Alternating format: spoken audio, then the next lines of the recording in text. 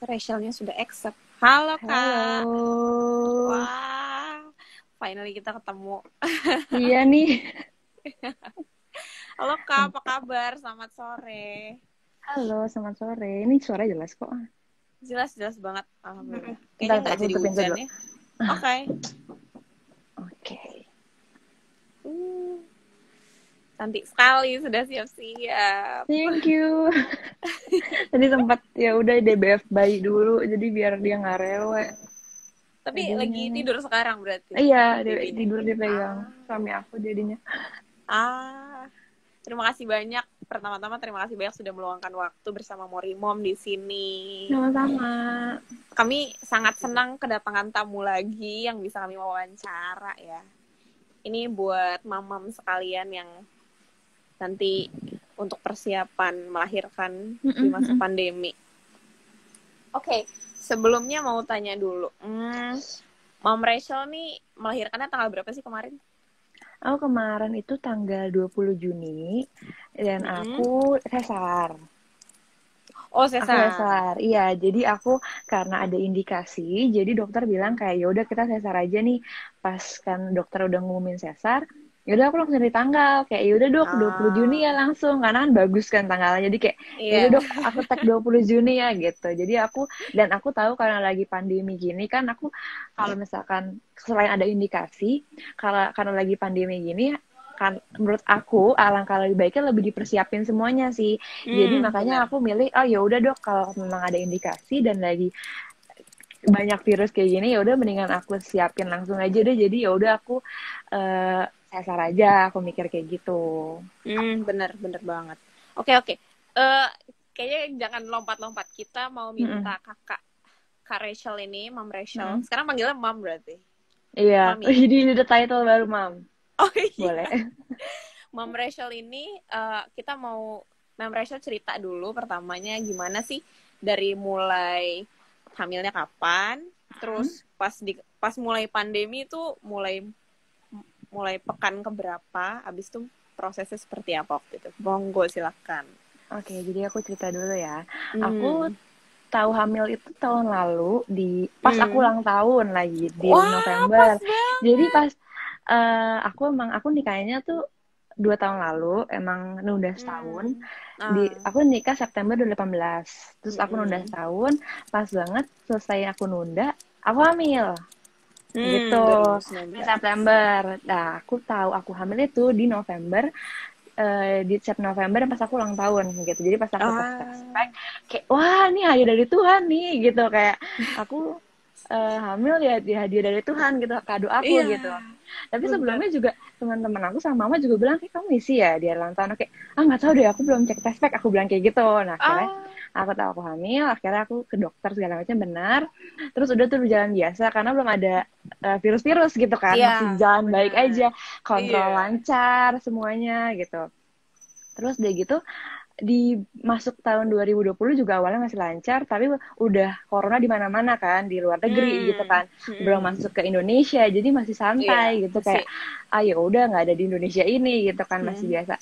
Pas masuk ke Indonesia nih kayak ada kabar kalau misalkan corona udah masuk ke Indonesia, kayak wah gitu, kaget sih sebenarnya. Tapi aku sempat ke dokter kandungan aku nanya, dok ini gimana ya? Kata dokternya berhubungan aku tuh di RSIA, Rumah Sakit Ibu dan Anak, jadi emang dari awal aku pilih itu gitu, jadi aku merasa lebih safe di Rumah Sakit Ibu dan Anak gitu. Dan pasien dokter aku tuh karena semakin lama semakin banyak coronanya di mana-mana, pasien dokter aku juga jadi semakin banyak. Aku jadi bingung, dok kayaknya saya nunggu nggak selama ini deh biasanya, aku bilang gitu kan. Terus dokternya bilang, iya nih banyak dari rumah sakit Puri Indah, rumah sakit ini, jadi kebanyakan dari rumah sakit umum itu semuanya ke rumah sakit ibu dan anak. Dan itu emang iya, dan itu bagus sih, jadi lebih safe gitu. Dan teman-teman aku yang hamil pun yang nanya sama aku, dokternya yang bagus yang mana ya? Yang aku bilang di mana aja bagus, yang penting ibu dan anak, karena itu lebih safe gitu. Karena kalau misalkan kita ke rumah sakit umum, kita kan nggak tahu kan IGD-nya dicampur sama orang-orang yang sakit, entah itu awalnya flu, awalnya apa, jadi lebih safe itu ya di rumah sakit ibu dan anak gitu. Jadi dokternya bilang kalau di sini sih lebih ketat ya mam, katanya gitu, lebih protokolnya, jadi nggak perlu ditunda untuk kontrol kehamilan gitu. Jadi aku pun nggak nunda gitu, jadi kayak setiap jadwalnya pun aku tetap datang gitu. Jadi setiap sebulan sekali, dan masuk ke 34 itu aku udah seminggu sekali gitu. Tapi ada beberapa teman aku karena di rumah sakit umum dia takut, jadi dia kayak nunda gitu kan. Tapi kalau di aku sih nggak nunda ya, maksudnya aku tetap biasa. Terus masuk ke sesi bulan, udah masuk 9 bulan, udah masuk seminggu sekali, udah makin ketahuan kalau harus karena ada indikasi jadi harus sesar gitu. Jadi kayak ya udah dok, saya langsung mau cek tanggal, saya mau lebih dipersiapin gitu kan. Akhirnya operasi nih. Tapi sebelum H-1 itu aku tuh operasi itu di pas 38 minggu. Pas 38 minggu. Jadi di 37 itu aku udah rapid test. Jadi tapi tergantung rumah sakit ya. Tergantung rumah sakit. Rumah sakit itu beda-beda. Rumah sakit ada yang harus suami istrinya rapid test, ada yang mau melahirkannya doang rapid test, ada juga yang harus sama swab test gitu. Terus ada juga yang boleh pakai birth documentation gitu, ada juga yang enggak. Nah awalnya ini aku mau pakai gitu, aku udah kayak DP, aku mau ada kenang-kenangan nih di gue lahiran gitu kan mikirnya, tapi ternyata nggak boleh. Jadi dari dokter aku tuh nggak ngesages sama rumah sakitnya tuh nggak boleh. Emang ada beberapa rumah sakit yang bolehin, tapi itu panjang banget prosesnya. Dan aku mikir kayak ya udahlah nggak usah, mungkin aku juga lebih safe rasanya kalau misalkan nggak ada orang lain gitu kan. Terus akhirnya aku nanya ke rumah sakit peraturannya itu apa aja, aku tanya gitu. Aku nanya siapa aja yang harus di rapid test. Terus selain rapid test tuh aku harus apa lagi? Oke, harus foto toraks gitu kan. Oke, aku foto toraks gitu. Terus aku nanya juga boleh dijenguk atau enggak. Aku nanya ke bagian rawat inap rumah sakit, nggak boleh dijenguk sama sekali gitu. Oke, iya nggak boleh. Jadi kalau misalkan suami pun ya udah sendiri doang aja gitu, nggak boleh. Aku nanya kalau orang tua ibu kandung nggak boleh juga gitu. Ya udah, sedih banget nih sebenarnya nih gitu, sedih banget. Jadi nggak boleh, benar-benar nggak boleh dijenguk, nggak boleh ada documentation. Terus benar-benar suami. Tapi di rumah sakit aku ini, aku lahirannya di rumah sakit salah satu swasta di Jakarta Selatan, di daerah Kemang situ. Jadi mereka bilang harus aku aja yang di tes, suami nggak usah dites kok, dia bilang gitu. Terus kayak udah, akhirnya aku yang rapid test. Terus di seminggu itu tuh aku, di 37 minggu tuh aku udah nyiapin semuanya gitu. Jadi pas aku udah nyiapin, kayak aku bawa masker box sendiri, bedah yang sekali pakai buang gitu. Dan itu aku sendiri sih yang tugas. Jadi aku beli, kan sekarang udah mulai banyak ya dijualin satu box yang langsung 50 gitu. Kalau menurut aku itu penting banget karena di rumah sakit gitu kan. Jadi kita langsung pakai, sekali pakai buang gitu. Jadi aku udah siapin sanitizer. Iya, aku udah siapin sanitizer juga, aku bawa sendiri. Aku bawa disinfektan juga gitu. Jadi aku bawa kayak yang safe buat baby kan tuh udah banyak banget ya. Jadi aku tuh udah nemprot-nemprotnya juga di kasur aku segala macem gitu. Terus udah gitu di H-1 aku masuk. Ya udah kayak biasa segala macam. Terus udah gitu di hari hanya nih di aku lahirnya kan tanggal 20 Juni, hari Sabtu pagi subuh tuh.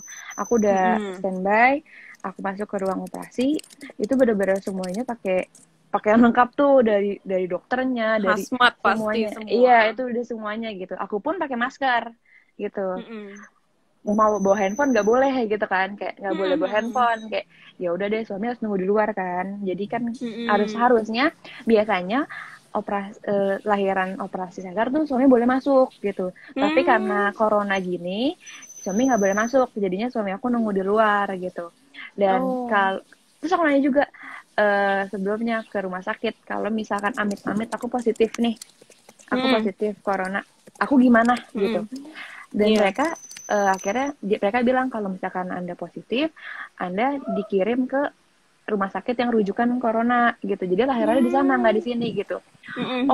Gitu kan. Terus nanya juga nih, kalau misalkan di sana itu boleh nggak itu akan tes lagi atau enggak, apa pakai, boleh nggak pakai tes di sini aja gitu. Kata mereka di sana nanti ada peraturan sendiri dan itu mereka akan tes lagi pakai swab segala macam gitu. Jadi ya puji Tuhannya aku enggak kan, jadi udah kayak gitu udah aku di rumah sakit itu aja gitu kan. Terus udah gitu di hari aku lahiran, suami aku nunggu di depan. Karena aku nggak boleh ada dokumentasi, nggak boleh bawa handphone, aduh gimana ya, gue mau ada foto nih kenang-kenangan gitu kan, aku mikirnya gitu, gimana ya, akhirnya dokter-dokter aku kan masih muda juga gitu, jadi friendly gitu, jadi aku bilang gitu, dok, saya minta 3 hal nih, 3 hal, minta tolong 3 hal, saya bilang gitu, ya udah apa gitu, jahitannya yang rapi, aku bilang kayak gitu, jahitannya yang rapi dong, kalau misalkan saya pakai baju nggak kelihatan gitu kan, iya ketawa, jadi saya bawa santai aja, sebenarnya tuh tegang banget karena itu habis subuh kan, jadi karena tanggal bagus itu ngantri banget, jadi orang-orang tuh udah kadang ngantri dan semua pada pakai masker, pada segala macam gitu-gitu, suami pun di luar udah pada harus pakai masker segala macam gitu-gitu lengkap, jadinya aku selalu bilang, dok itu 3 ya, 1 jahitannya harus rapi, kedua saya mau IMD, saya bilang gitu, saya mau IMD dok gitu. Ketiga, saya mau ada dokumentasi dong dok gitu. Jadi dokternya ketawa, dokumentasi gimana mam?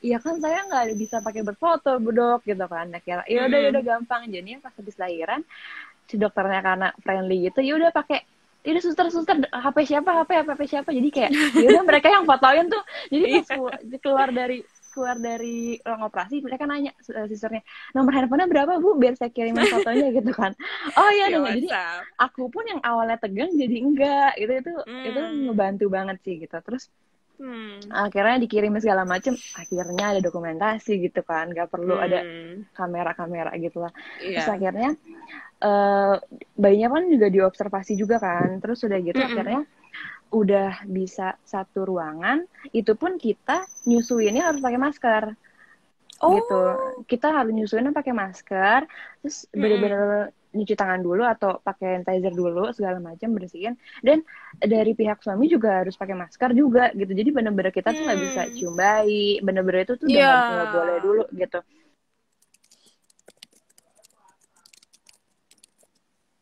Kayaknya masih tadi gitu, terus tadi bentar ya, soalnya tadi mati. Jadi dari kita pun nggak bisa sembarangan gitu, dan mereka pun kayak nungguin sebenarnya. Jadi kayak misalkan kayak jam nyusu, sebenarnya boleh satu ruangan bareng, tapi karena lagi COVID pandemi gini, rumah sakit aku tuh nggak ngesages. Jadi bener-bener kayak cuma datang buat nyusuin, akhirnya terus nanti kalau udah selesai susu dibawa lagi ke ruangan bayi, terus udah gitu, ya udah kayak gitu aja, dijemput kayak gitu terus. Jadi ya udah aku pun terus pakai masker, pakai cuci tangan segala macam gitu-gitu sih. Terus udah gitu pas pulang si bayinya juga dites dulu lagi. Jadi tesnya tuh kayak takutnya amit-amit ada yang kita nggak tahu rumah sakit kan, lingkungannya gitu, nggak tahu kayak benda apa yang dipegang segala macam gitu. Jadi bayi pun juga sebelum pulang dites juga gitu, apakah positif atau enggak, reaktif atau enggak gitu sih. Tapi puji Tuhannya nggak ada gitu deh. Jadi langsung pulang. Gitu. Pulangnya itu setelahnya berapa hari setelah melahirkan? Aku sebenarnya extend 1 hari lagi karena lambung aku tuh sakit banget. Jadi aku tuh ada lambung parah gitu. Kan kalau operasi sesar itu kan harus puasa sebelumnya. Nah, aku kan puasa kayak 12 jam sebelum tindakan kan. Karena aku ada lambung, harusnya itu sesudah aku makan terakhir aku minum obat. Terus pas mau buka puasa aku minum obat juga gitu. Tapi dokter aku tuh aku nggak bilang ke dokter aku, dan aku juga lupa nggak ngelakuin itu gitu. Akhirnya lambung aku sakit banget tuh, dokter kayak udah deh kamu extend 1 hari, dan bayi aku juga disinar tuh 1 hari gitu. Karena dia bayi aku itu ada totilipti, TTLT, jadi ada kesulitan untuk menyusu gitu, dan itu untungnya aku sebelumnya udah pelajarin sih, jadi pas aku tahu, aku nggak kaget gitu, kayak kata dokternya nanti harus diinsisi gitu. Jadi aku ada extension hari, aku masuk hari Jumat, aku keluar hari Selasa, harusnya kan 3 hari 2 malam, tapi aku jadinya 4 hari 3 malam. Emang gara-gara asam lambung aja itu sebenarnya. Senam, dan kebetulan si bayi juga kuning gitu, jadi harus disinar dulu gitu. Iya. Hiperbil ya. Oke. Itu abis itu Gue ceritanya udah semua itu, Mm-mm. kayaknya mencakup semua itu. Yes, tapi nggak apa kalau mau nanya. Prosesnya. Nah, berarti prenatal check up-nya tuh karena sudah, berarti mulai bulan apa itu COVID? Maret ya, Kak? Maret, iya Maret. Maret. Nah, berarti mulai bulan itu tapi tetap safe ya, setiap bulannya prenatal check up di dokter kandungannya. Mm-mm. Gitu, aku tetap safe, aku nggak Mungkin skip gitu. Bahkan yang kelebihan. awalnya, bahkan yang jadinya karena udah masuk ke 30 minggu 34 minggu harus seminggu, aku juga nggak skip. Jadi kayak ya udah bener-bener aku datang gitu. Seminggu sekali itu, Kak, berarti. Pas mulai 34 Iya. itu ya. Betul gitu. Tapi Itu emang beda-beda sih prosedur ya. dari rumah sakitnya ya berarti. Tergantung indikasi per orang deh kayaknya. Karena kalau kayak ada teman aku di dokter lain yang menurut dia seminggunya setelah 36 minggu itu ada juga. Tapi aku abis 34 minggu jadinya seminggu gitu. Berarti tergantung kondisi ibunya masing-masing ya. Gitu. Terus habis itu emang mungkin berarti kelebihan RSIA adalah mereka punya ruang persalinan sendiri yang terpisah dari IGD umum gitu, karena itu IGD-nya IGD khusus ibu atau gimana, Kak, misalnya? Iya, kalau di RSIA itu bener-bener yang sakit itu kan kebanyakan ya ibu hamil gitu kan, atau enggak ibu yang habis melahirkan, atau enggak ibu-ibu atau punya anak bayi gitu kan. Dan di mana kita pun tahu kalau gini, secara psikologis kan kalau misalkan aku hamil dan di saat corona gini aku tahu diri nih, aku nggak jalan-jalan, aku maksudnya lebih safety lah gitu maksudnya.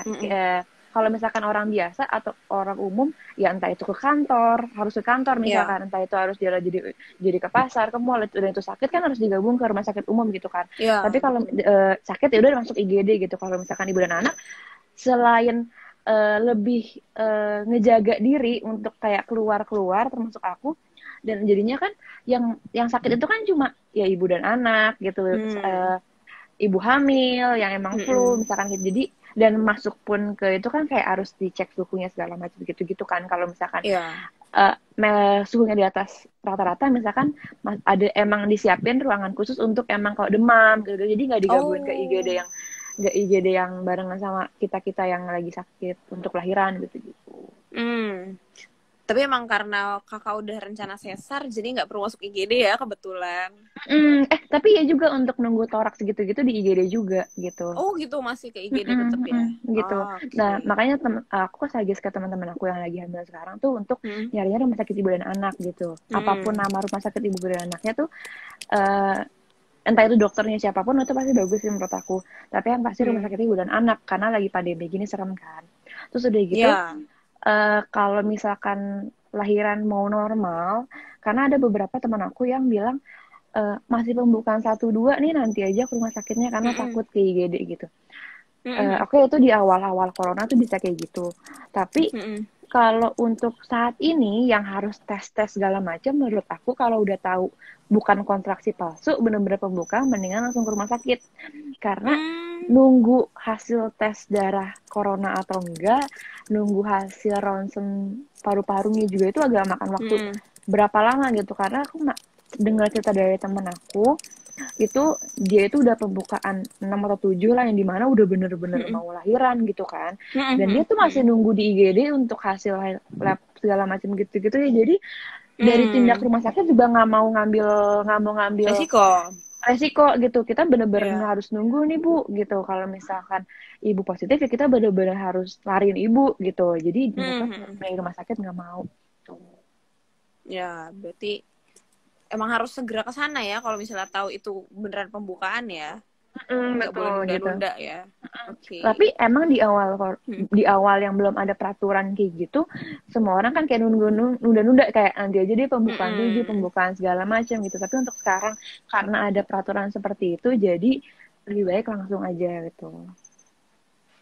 Dan yang lebih diutamakan RSIA itu ya, karena terpisah dari orang umum lain. Betul, itu menurut aku ya. Lebih safe aja gitu kan ngerasanya, jadinya lebih nyaman, lebih tenang. Oke, habis itu berarti postnatal yang jenguk cuma suami nih berarti. Iya, betul. Jadi Berarti tapi ada peraturan yang dimana boleh satu orang. Jadi maksudnya suami aku misalkan keluar, boleh mama aku masuk kayak gitu.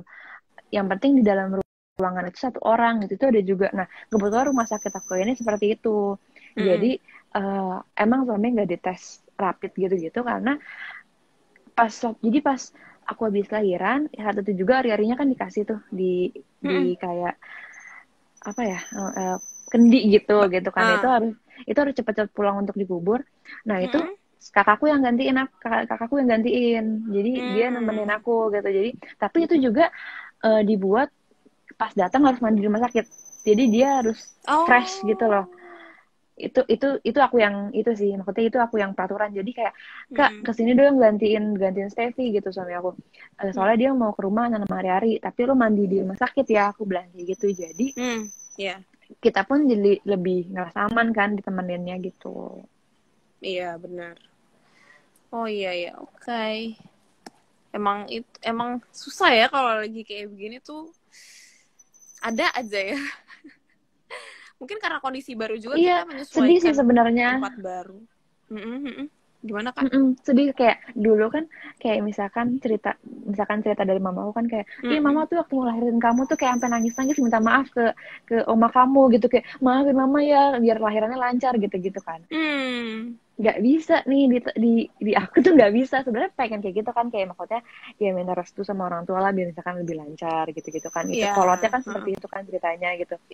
Tapi nyatanya ya nggak bisa gitu. Jadi mamaku tuh mamaku sempat datang buat jenguk, jadi gantian sama suami aku itu tuh di saat udah H-2 di hari Senin. Jadi bener-bener kayak bayinya udah ada, akunya udah ada, udah recovery di sesarnya juga udah ada, pokoknya udah bisa bangun, udah bisa duduk, dia baru datang gitu. H+2 ya. Jadi gitu. Iya, padahal kalau misalnya ini kan bayi tuh langsung dipegang sama ibu kan, biasanya orang tua gitu kan. Tapi sebenarnya menurut aku nih ada bagusnya juga sih sebenarnya. Walaupun sedih sebenarnya nggak ada orang tua, maksudnya yang di saat lahiran gitu. Tapi ada bagusnya juga karena jadi lebih fokus ke penyembuhan ya. Jadi lebih fokus ke, apalagi kan aku kan operasi, jadi aku bener-bener kayak karena itu aku bener-bener 24 jam baringan aja, nggak boleh ngangkat kepala, nggak boleh bangun, nggak boleh pipis, nggak boleh ke toilet gitu. Jadi akunya tuh juga lebih istirahat gitu. Karena kan kalau misalkan apalagi biasanya kan kalau misalkan nggak ada pandemi gini kan pasti kan langsung dijenguk, ada orang tua, ada mertua, ada segala macam datang. Recovery-nya agak susah menurut aku gak gitu. Istirahat tapi, ya soalnya. Iya betul, jadi menurut aku sisi positifnya ya itu, jadi bisa lebih istirahat, bisa lebih ke our time ke suami, ke bayi, kayak gila nih kita udah punya anak cuy, kayak lebih kayak gitu. Bener ada positifnya juga ya Kak ternyata. Itu sih yang positifnya, sisanya kayak sedih. Gak apa-apa, yang penting udah pulang sekarang, berarti udah bisa dicium pas mulai di rumah ya abis itu.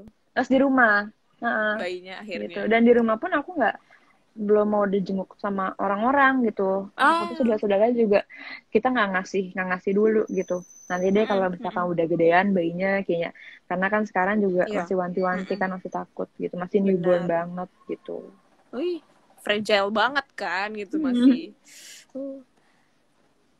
Oke. Abis itu paling saya mau minta tips dan saran untuk melahirkan pada masa pandemi ini. Kan kayak udah disebutin nih tadi, bawa masker sendiri, desinfektan sendiri, cari RSIA gitu. Kalau misalnya lahirannya normal, udah merasa kontraksi, ini langsung ke RS karena untuk mempersiapkan hasil tes dan sebagainya. Ada tips lagi nggak sih Kak, kira-kira yang belum disebutkan dari tadi? Oke. Jadi bentar ya, aku bikin notes juga nih. Prepare banget Kak. Oh ya, aku mau ngasih tahu. Jadi kita ada budget tambahan sih jatuhnya, karena untuk ya itu rapid test, untuk swab gitu. Ada rumah sakit yang harus juga swab. Yang aku bilang kan ada yang mewajibkan untuk swab gitu, walaupun reaktif nggak reaktif. tergantung policy masing-masing. Sama asuransi ya. Iya. Pas pulang pun kita ada tagihan untuk bayar APD rumah sakit gitu, rumah sakit. Jadi kita tuh harus bayar suster sama dokter yang menggunakan pakaian segala macam gitu-gitu. Jadi itu sih menurut aku yang ada, kita tuh harus siapin budget tambahan lebih untuk uang nggak terduga jatuhnya kan, karena misalkan oke, budget segini nih buat layanan sesar gitu kan, tiba-tiba di luar dari situ ada berapa juta untuk kayak rapid test, untuk swab test, untuk gitu-gitu jatuhnya ya kan. Terus apalagi ya tips dari aku, bawa face shield baby sendiri sih, jadi kita udah standby. Apa ya, kan masker nggak boleh ya buat bayi, jadi kita mendingan bawa sendiri face shield untuk bayi gitu, dan itu nggak disiapin di rumah sakit gitu. Jadi aku bawa sendiri gitu, jadi lebih aman kan jatuhnya kalau misalkan kita mau bawa bayi dari ruangan ke mobil, ke kendaraan kita, takutnya ada kenapa-napa, jadi udah tersedia gitu, kita udah standby sendiri. Sama kalau menurut aku lebih harus di-prepare dari jangan mendadak gitu loh, maksudnya kalau misalkan emang rencana mau normal, tanya sama dokternya, dok kalau misalkan saya mau normal bisa tesnya bisa nggak di hari H gitu, karena ada beberapa juga yang kayak gitu. Jadi misalkan saya mau normal ya dok gitu, oke kan dudatnya 40 minggu, kamu bisa kalau di 38 minggu belum lahiran bisa tes di situ, jadi itu berlaku untuk sampai nanti kamu lahiran gitu. Itu ada juga yang kayak gitu. Jadi tanya ke dokternya sih, apa-apa harus dikomunikasiin ke dokternya gitu. Soalnya kalau misalnya tes hari H juga menyulitkan ibunya, bikin gak nyaman juga ya. Iya, bikin panik gitu kan, apalagi misalkan udah mau normal, udah sakit kontraksi, terus harus nunggu gitu kan, nunggu hasil, belum lagi kalau misalkan belum lagi yang operasi banyak, misalkan yang mau lahiran banyak gitu, jadi ya nunggu hasil labnya juga nunggunya lama gitu, itu makan waktu sih sebenarnya gitu. Iya. Sama dari kitanya juga, dari ibu hamilnya sama pasangan, sama suami aku tuh bener-bener jaga daya tahan tubuh banget gitu. Jadi kita minum tiap hari minum vitamin C tapi yang 1000 IU gitu. Jadi itu sih atas rekomendasi dokter juga ya, maksudnya untuk jaga stamina kita. Jadi kalau misal aku tuh bener-bener gak minum es, gak makan gorengan, minggu lahiran, dan bakal ada tes rapid test. Terus kayaknya koneksinya gagal nih, putus ya tadi.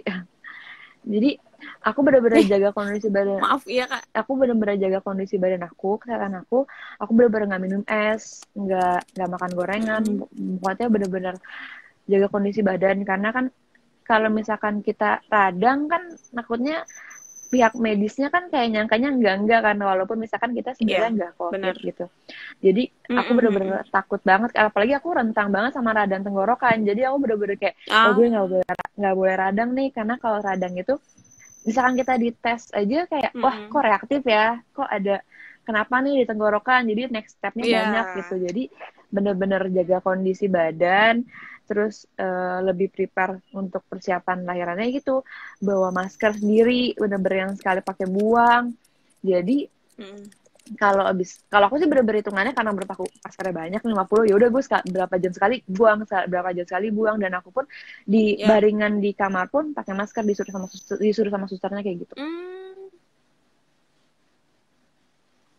Jadi lebih ekstra hati-hati banget sih dari tim dokternya, dari tim susternya. Jadi bener-bener mereka pun nggak sembarangan gitu. Iya, nggak apa-apa, biar menjamin kenyamanan dan ketenangan ibunya juga gitu kan. Betul. Untuk mempersiapkan. Itu pasti groginya setengah mati 24 jam ya kak. Iya, bener banget, grogi banget. Makanya itu yaudahlah dibawa have fun aja lah ya, apalagi di ruang operasi kan, tegang banget gitu kan. Apalagi kan biosnya kan cuma bios lokal doang, kita bisa ngedengerin apapun yang black lagi tuh, ini lagi tuh kurang dalam tuh, kayak aduh gitu kan. Jadi kayak ya udah bawa santai aja sama dokternya, kayak bener-bener kayak dok ntar fotoin ya, dok nangis gak tuh, kayak dok gitu. Jadi kayak lebih dibawa santai aja sih, dan dokternya pun tahu, maksudnya sebelumnya aku nanya juga ke dokternya, dok kalau lagi pandemi gini apa sih yang harus disiapin.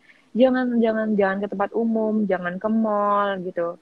Ya banyak kan juga yang misalkan udah hamil tapi ya emang sih alasannya mau beli keperluan bayi gitu kan ke mall, apalagi mall sekarang udah buka gitu kan. Tapi aku bener-bener beli keperluannya tuh online.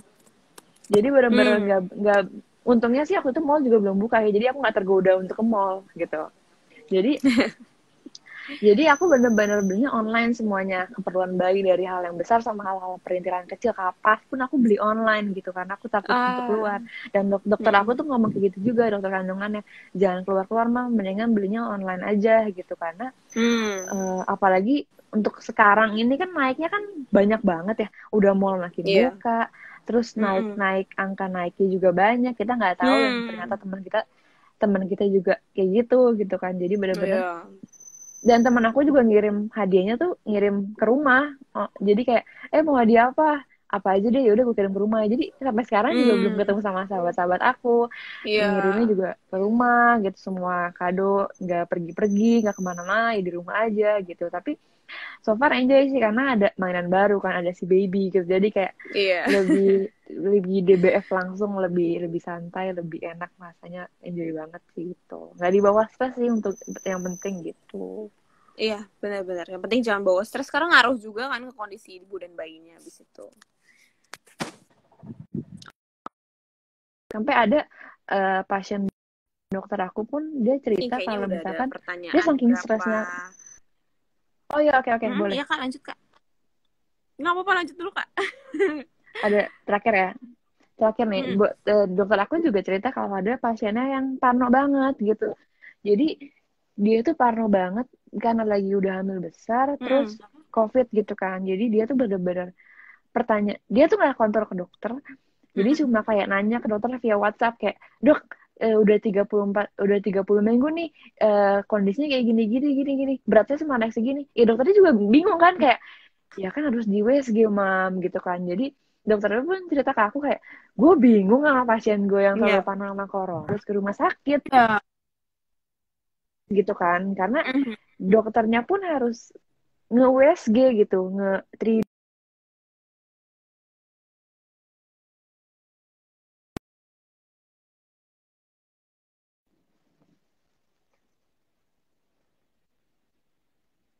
Aduh, sorry, kayaknya koneksinya kepotong.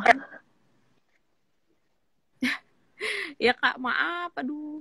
Iya, nggak apa-apa. Iya nih, aduh.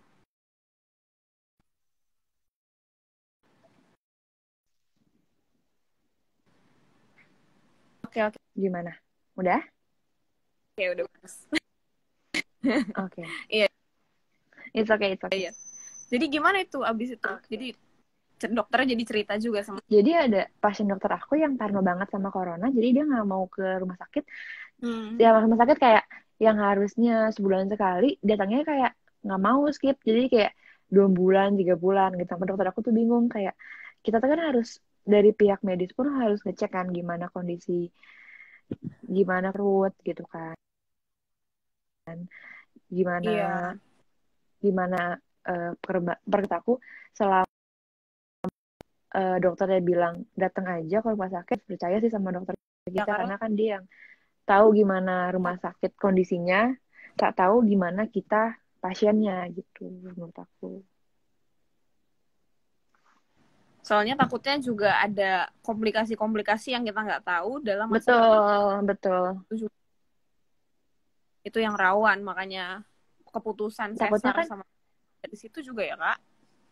Betul itu juga gitu. Oke deh, ada Kakak udah selesai.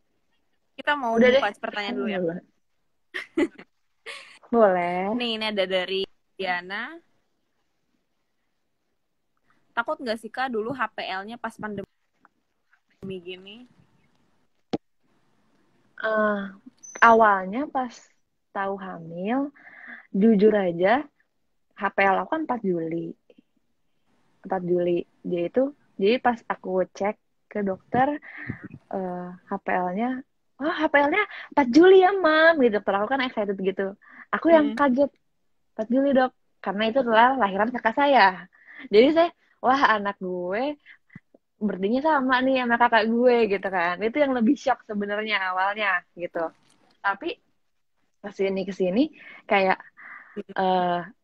udah tahu kesini pas aku udah masuk ke 28 mingguan yang dimana itu udah dimana mana virus corona ya kayak COVID di mana-mana itu udah ada indikasi untuk sesar karena tulang tulang ekor belakang aku tuh yang dimana aku tuh harus ngecek ke ortopedi jadi boleh nggak aku gitu ya aku oh nggak bisa nih karena Oh. tulang ekor terlalu bermasalah nggak berani untuk normal gitu karena kalau misalkan kamu normal itu bener-bener ngebuka banget yang dimana itu bisa jadi saraf kejepit gitu jadi pas masuk ke pandemi yang semakin marak virus di mana-mana itu aku udah tahu kalau aku mau sesar harus sesar dari awal gitu cuma paniknya karena nggak boleh ada dokumentasi paniknya nggak boleh ada yang jenguk even orang tua atau mertua pun nggak boleh gitu nggak boleh yang rame-rame ke rumah sakit itu yang paniknya sih di situ sih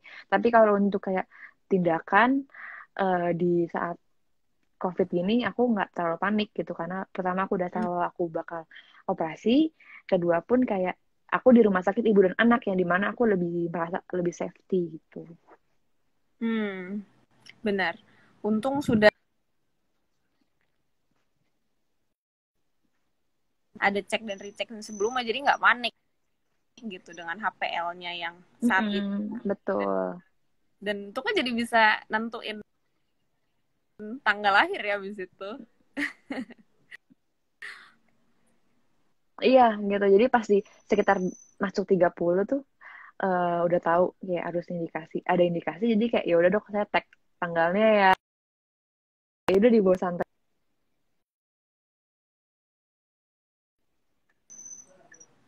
Oke, terus lanjut nih pertanyaan dari Andika Rudi. Respon suami gimana Kak waktu tahu lahirannya di masa COVID gini? Pertanyaan dari laki-laki nih pasti. Kalau dari suami aku dia lebih ini sih apa yang nyari masker, nyari pokoknya harus dapat nih masker bedah 1 box gitu. Dia lebih yang kayak gitu. Terus pokoknya harus dapat nih disinfektan yang bisa buat bayi gitu. Dia lebih nyari barang-barang perintilan kayak gitu sih sebenarnya. Sama dia juga sempet aku kayak sedih karena itu orang tua nggak bisa datang kayak mamaku nggak bisa dampingin mau operasi dan suami aku juga nggak bisa masuk operasi gitu kan aku sedih tapi peran suami lah yang di sini kayak nge-support kayak ayo pasti bisa kok kayak ayo lah udah tuh pasti Tuhan tolong ini pasti jalan terbaik kan udah ditunjukin dari awal sama Tuhan harus sesar gitu karena ada yang dimana mau normal tiba-tiba jadi sesar itu banyak kan kayak gitu tapi menurut suami aku ini udah ditunjukin jalan sama Tuhan kalau emang harus sesar jadi dibukain lah jalan sama Tuhan jadi kita udah harus lebih prepare lebih biaya juga lebih udah tahu kalau bakal lebih mahal gitu kan terus juga nyiapin itu dana dan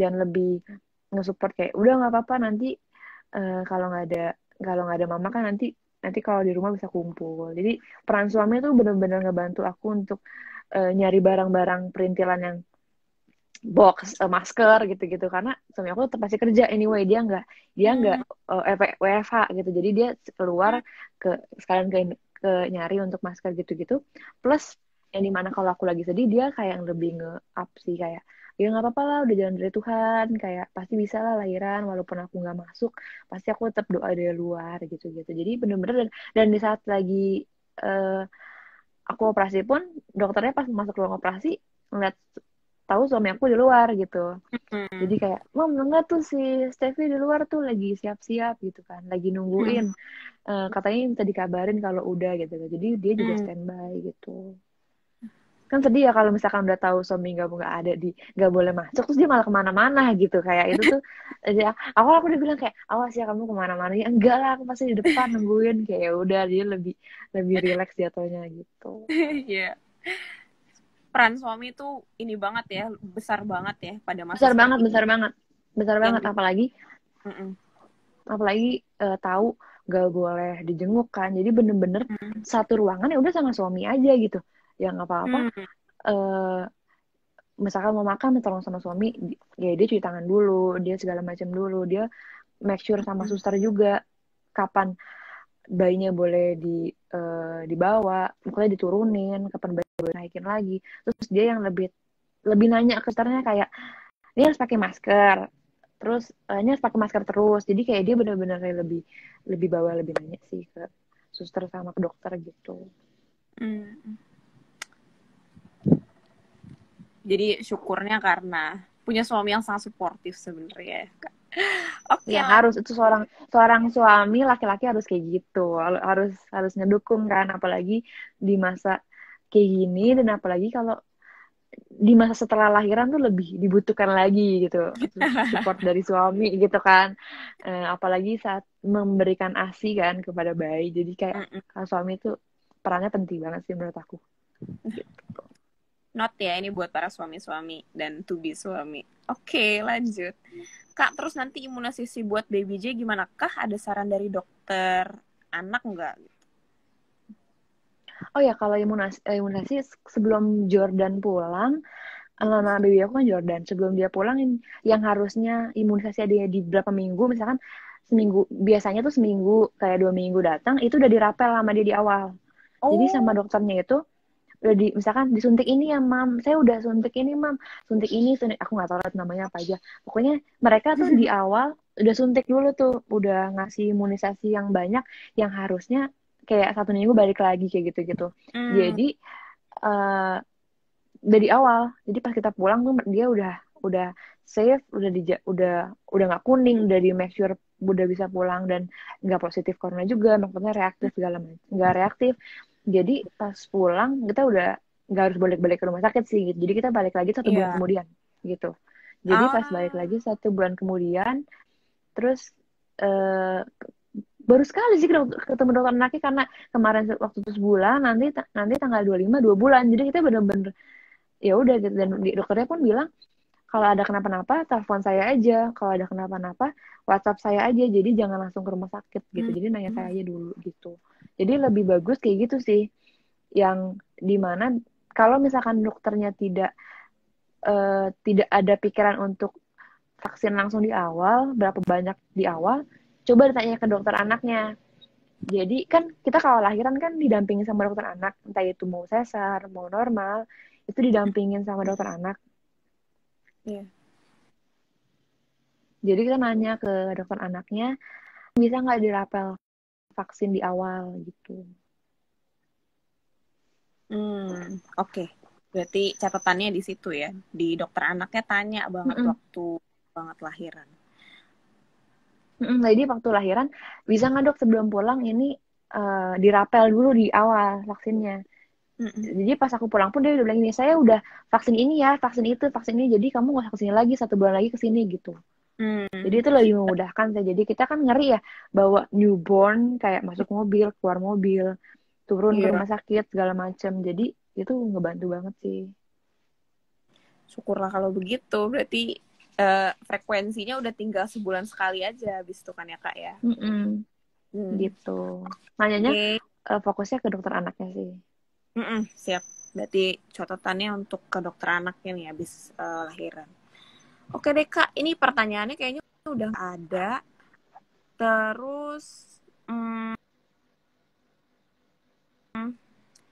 kita lupa bilang di awal kalau misalnya bakal merchandise buat teman-teman penanya. Mungkin ada yang mau bertanya lagi setelah ini?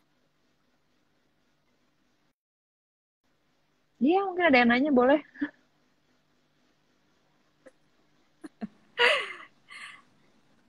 Jadi sekarang di rumah aja ya kak ya, rawat babynya. Ya udah 2 Di rumah bulan aja kah? Sebulan ya? babynya. Baru Jalan 2 bulan. Jalan 2 bulan. 2 Masih bulan. ngeri juga bawa kemana-mana. Jadi udahlah di sini aja. Kalau misalkan emang harus ke supermarket, ya udah aku taruh babynya di rumah, nitip sama keluarga gitu. Jadi ya udah langsung aku pergi bentar, habis itu langsung pulang mandi segala macam baru pegang bayi lagi gitu. Iya benar, harus dijaga banget tuh ya kak. Maksudnya sebelum megang baby. Betul. gitu. Oke deh. Kayaknya dari aku udah gak ada pertanyaan nih Kak. Kalau dari Kakak apa ada pesan-pesan lagi penutup? Kalau dari aku, kehamilan itu kan menurut aku adalah sebuah anugerah ya. Jadi itu benar-benar harus dijaga, benar-benar harus take care banget lah sama kehamilan itu gitu. Kita punya dokter kandungan dan punya dokter anak yang dimana itu perannya sangat-sangat dia spesialisnya lah. Mereka tahu lah apa yang terbaik untuk kita. Jadi apapun yang kita rasain, misalkan lagi di COVID gini nggak berani ke rumah sakit, misalkan even kayak demam nih, kita misalkan demam atau kita batuk flu, even kita nggak kemana-mana, kayak emang cuma batuk radang aja, itu tanya aja ke dokter, kayak kita chat gitu, dok saya radang nih gimana ya gitu. Jadi dokter pun pasti tahu yang terbaik buat kita gitu. Kalau dokter bilang coba minum obat ini dulu mam, coba minum ini dulu segala macem, jadi kita coba obatnya nggak mempan ke kita, misalkan dokter bilang kayak harus cek darah, ya harus cek darah gitu. Kalau misalkan dokter bilang harus ke rumah sakit gitu. Jadi kita apapun harus dikomunikasiin ke dokter. Kalau kita udah lahiran, apapun harus dikomunikasikan anaknya. Karena dokter anak yang paling tahu spesialis buat anak gitu kan. Jadi katanya juga nggak parno sendiri gitu. Di saat dokter harus bilang aman kok ke rumah sakit, ya udah kita ke rumah sakit gitu, cek kandungan gitu. Dokter bilang, oh ini harus sesar misalkan, oh ya udah kita ikutin harus sesar gitu. Oh ini bisa kok normal, cek darahnya nanti aja hamin berapa hari gitu sebelum kamu HPL misalkan gitu. Kalau memang belum ada tanda-tanda kontraksi, ya udah ke rumah sakit aja. Jadi kayak semuanya tuh harus proaktif ke dokter kandungan, semuanya harus dikomunikasiin ke dokter anak kalau udah lahiran, karena mereka yang tahu sih yang terbaik buat kita. Sama kita sama suami itu harus sama-sama support, yang dimana suami support istri mau lahiran di masa pandemi gini kan, karena baby bluesnya itu sebenarnya bukan hanya setelah lahiran stres nih segala macam, tapi di masa lahiran pun mikirin nggak ada yang jenguk, kesepian segala macam itu pasti ada gitu. Tapi itu peran suami yang lebih ngehibur sejatuhnya, gimana di ruangan gak bosen gitu misalkan, atau di saat istrinya takut nggak bisa ditemenin sama suaminya di operasi, peran suami sih yang harus lebih support gitu. Ada beberapa rumah sakit yang boleh normal dengan ditemenin suami, itu ada. Jadi itu peran suami lebih penting lagi di masa lahirannya itu gitu, karena gimana sih lahiran normal gitu kan, kesakitannya lebih luar biasa. Jadi peran suami itu penting banget sih gitu. Nah, kita harus tetap semangat lah di saat corona ini.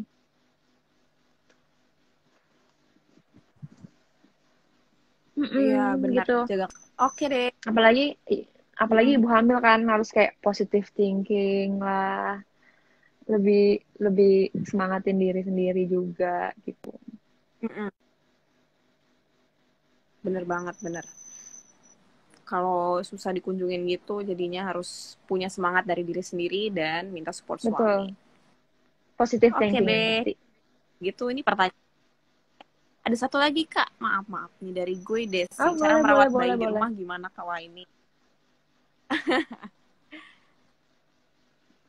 Ini bagus banget. Jadi ini bagus banget. Jadi sebelumnya yang kita persiapkan buat saat kita hamil tuh bukan hanya barang-barang bayi ya, kebutuhan bayi, bukan hanya baju bayi, bukan hanya bak mandi bayi, bukan hanya peralatan mandi bayi, bukan hanya tempat tidur bayi, tapi yang harus kita siapin tuh gimana caranya memberikan ASI setelah lahiran, gimana caranya menyusui lah, gimana caranya mandiin bayi gitu kan. Karena di rumah aku jujur nggak ada pembantu, nggak ada suster di saat emang dia pulang ke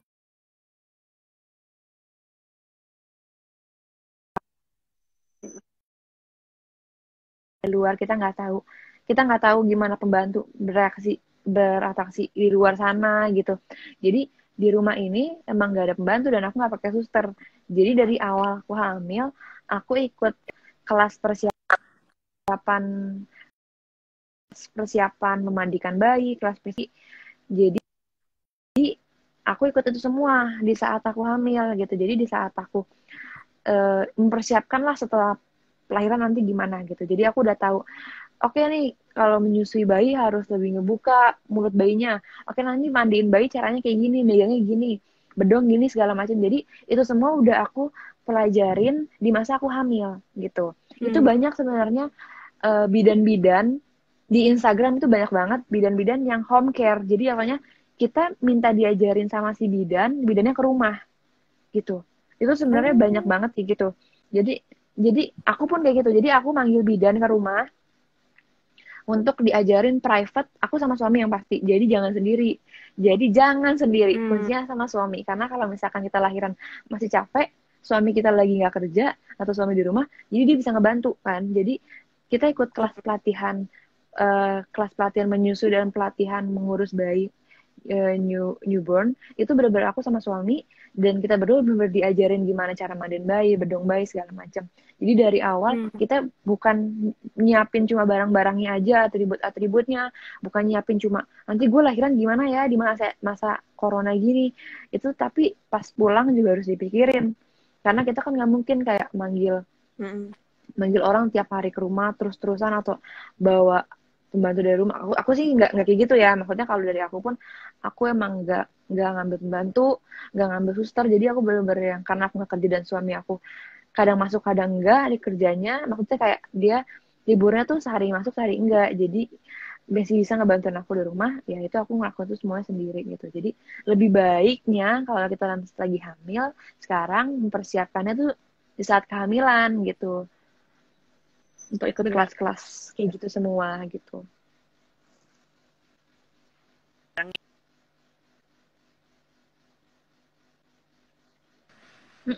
Aku pun sampai ke selain aku manggil bidan ke rumah, aku pun sampai ke dokter laktasi. Itu penting banget juga.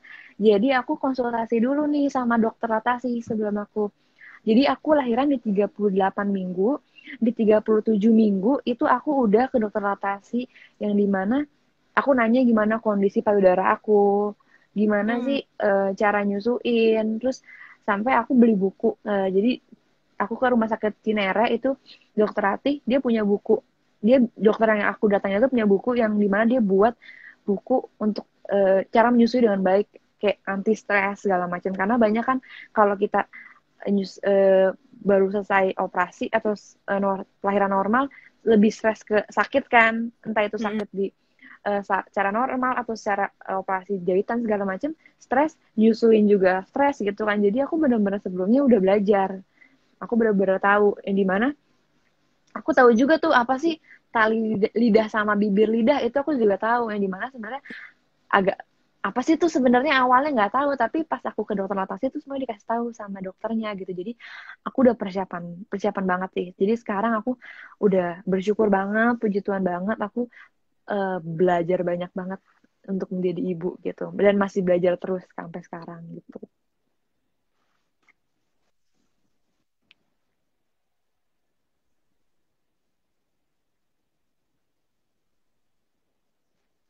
Kayaknya koneksinya keputus nih.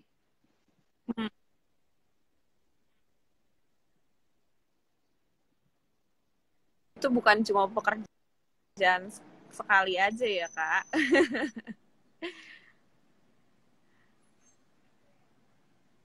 Iya, nggak berasa. Dan waktu kita kita akan ada di IGTV-nya Morimom. Teman-teman bisa cek lagi nanti di sana kalau misalnya ada yang kelewatan. Dan makasih banyak buat Kak Rachel yang sudah nemenin kita, udah banyak sharing sama kita hari ini. Semoga sehat terus keluarganya, baby Jordan juga. Terus, oke deh, makasih banyak. Selamat semuanya. Bye. Bye. Thank you juga ya.